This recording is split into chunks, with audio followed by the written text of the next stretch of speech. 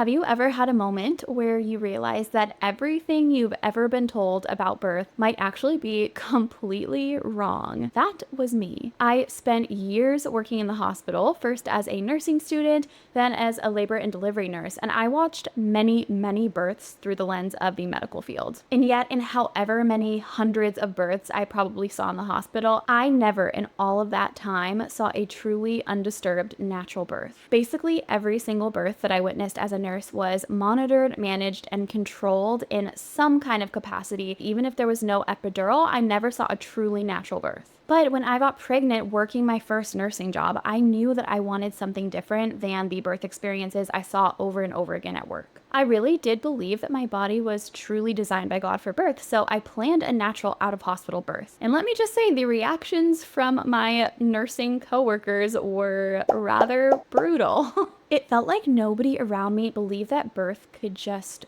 work. And honestly, being surrounded by that much fear as a brand new mama, I started to naturally doubt too. And then I actually had my baby, and everything that I thought I knew about birth, specifically about natural birth, was completely shattered. So today I'm sharing 10 things with you that I wish I had known before my natural birth. These are things that nobody told me and things that completely changed how I see birth and that might just change how you see it too. If you're planning a natural birth, or even if you're just curious, then stick around because this is what I would go back and tell myself as a first-time mom in a heartbeat. Okay, coming from the medical field, this one really blew my mind because we are so conditioned to believe that labor should follow this nice, neat little timeline. Like contractions start, they get closer together, you dilate 1 centimeter an hour, and then boom, baby, right? At least that's what I was taught in nursing school, but the truth is, no, that is not how it works. If you look at nature, nothing in nature works by exacts, so I don't know why we expect our bodies to do that. Labor can have ebbs and flows, it can speed up, slow down, it can even pause completely while you eat a snack or rest, and then bam, transition hits you out of nowhere, and that is totally normal. The human body is not a factory, and so understanding this makes you so much less likely to panic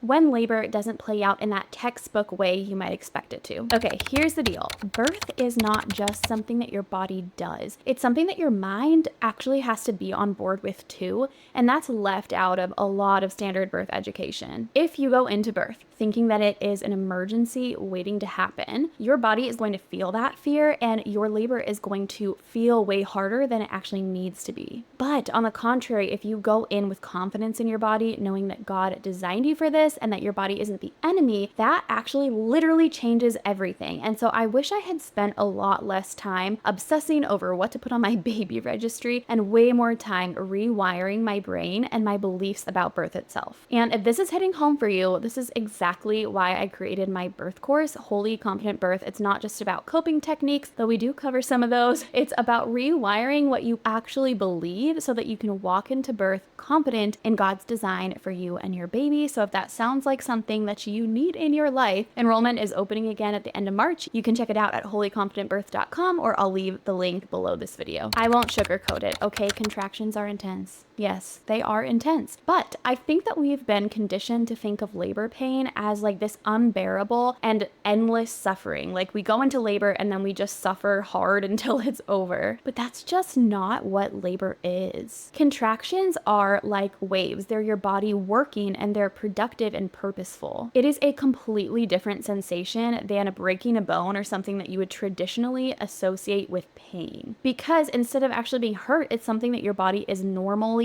supposed to be doing. And also, the reality is that most of labor is actually spent resting between your contractions. This is mind-blowing. It's not like you contract and then you're contracting endlessly until labor stops. Again, it's contraction and then you get a rest, and contraction and then you get a rest. The truth is that the fear of the pain of labor is so much worse than labor itself. When I was in labor with my daughter, I kept waiting for it to become way too much for me, but it actually just never did. It was definitely hard at times, but it was always doable. Because I had been told so many times it would be absolutely excruciating, that came as a real shock to me. Okay, this one is so real. I can't tell you how many people tried to warn me about natural birth, like it was the worst decision that I was ever going to make. for myself and my baby. It's almost as if people think that they're doing you a favor by scaring you. But here's what I realized. They are speaking from their experience, not yours. And just because somebody else had a hard birth doesn't mean that you will. And just because somebody else might not have trusted their body, it doesn't mean you can't trust yours. Listen, if there is one thing I have learned through all my experience as a mom, a nurse, and a doula, this is probably the most important. You could do all the preparation, hire the best birth doula, have the best playlist, but if your provider doesn't actually believe in physiological birth, it will probably be a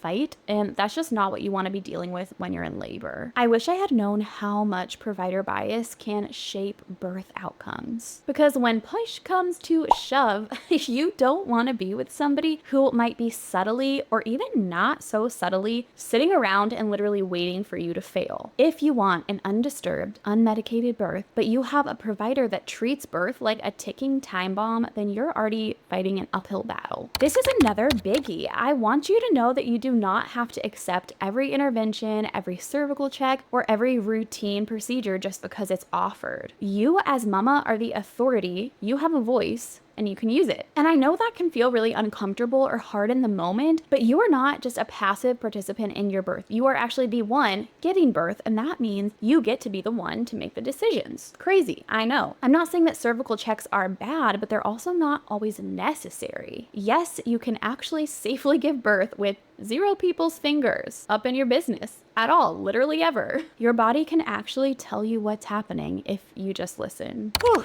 The ring of fire. I actually didn't experience this in my first birth, but I did with my son who was born this past July, and I was like, wow, this is it. This is the moment that they tell you about. It's true. The moment that your baby's head crowns, it burns. It does. It burns. But the thing that's never talked about is that that is literally the shortest part of labor. We spend so much time being afraid of that moment, but it's literally seconds compared to hours of labor. And right after, the relief is pretty much instant. It's instant. You go from the most intense sensation of your life to this overwhelming flood of oxytocin, and then suddenly you're holding your baby in your arms. If you want a phrase to get you through this, it's that you can do literally anything for 10 seconds. And that's about the length of the ring of fire. Nobody told me that. Y'all, this is huge, and it is not talked about nearly enough. But for my entire life, I thought that I would have to go into birth being strong and gritting my teeth or pushing through, toughing it out. You know what I mean? Like, I thought that I really had to white knuckle through, and that it had a lot to do with my pain tolerance. But the more I learn, the more I realize that birth doesn't work like that. I always hear women say things like, oh, I could never have a natural birth. I have such a low pain tolerance. Or, ooh, I don't know how this is going to go for me. My pain tolerance really sucks. But giving birth literally has nothing to do with pain tolerance. In fact, I would venture to say that it's almost the opposite. The more that you can let go, the more your body actually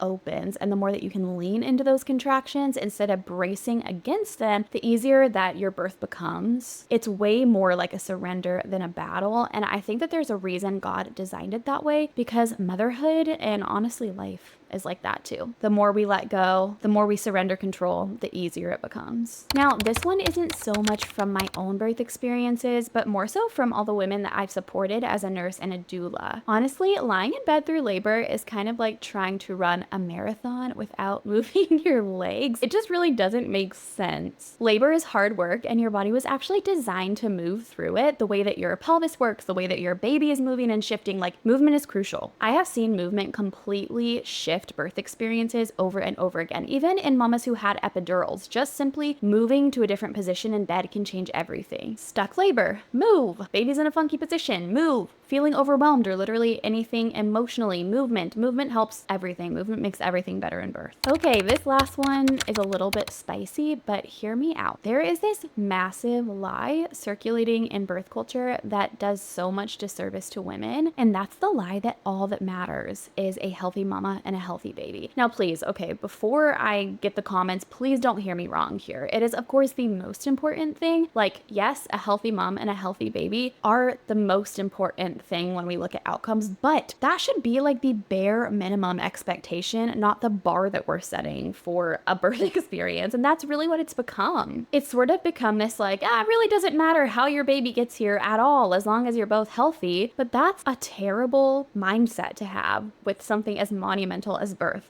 Again, minimum expectation, not the bar. We need a bar that's way higher. The bar is set way too low. The world honestly acts like birth is just a means to an end and like you're a vessel just getting your baby here. But the truth is that birth is yours too. And your birth is really going to impact you, whether that be in a positive or a negative way. Like birth is just such a monumental life event that it's going to shape you. It's pretty much inevitable. And I'm not saying to lose all hope if you have a really challenging birth experience, but it's more than likely something that you're going to need to heal from at some point. And that could be totally out of your control. I'm not saying this to scare you. I'm saying it to empower you, just so that you know you matter when it comes to your birth experience too. Of course, your baby's safety and also your safety are paramount, but this experience matters, you matter. Regardless what it looks like, you're going to come out of birth somebody completely new, and I really think that God designed it that way on purpose. Listen, if you're planning a natural birth, I want you to go into it with confidence and not with fear, because how many of us have been told that birth is just the scariest thing ever? If I could wrap all of these lessons up into one, it would basically be that I wish I had known birth wasn't as scary as I had been led to believe. It can actually be such an awesome, awe-inspiring, empowering moment if you do the right preparation. And of course, things are sometimes going to be out of your control, but there's also a lot that you can control. I actually plan to put out another video soon about how we can reduce pain in labor by using science so that it can be awesome and awe-inspiring and not feel traumatic. So if you want to learn more about that, go ahead and subscribe, stick around, because I would love to see you in that next video. Okay, now I need to know if you already have given birth, what's one thing about natural birth that completely blew your mind? Or if you haven't given birth yet, what's one thing that you're wondering about? Let's go ahead and talk about it in the comments. Maybe we can start a little discussion, some support from other pregnant mamas. That would be great. And if you know somebody who needs to hear this, please send it to them, because I truly believe we need to start changing the conversation around birth, and that starts one mama at a time. Hopefully, my telling you these things that I wish I knew before my natural birth makes you feel empowered and excited. Okay, that's the goal. We got to be empowered and excited. I believe in you. You can do this, and I will see you back here next week.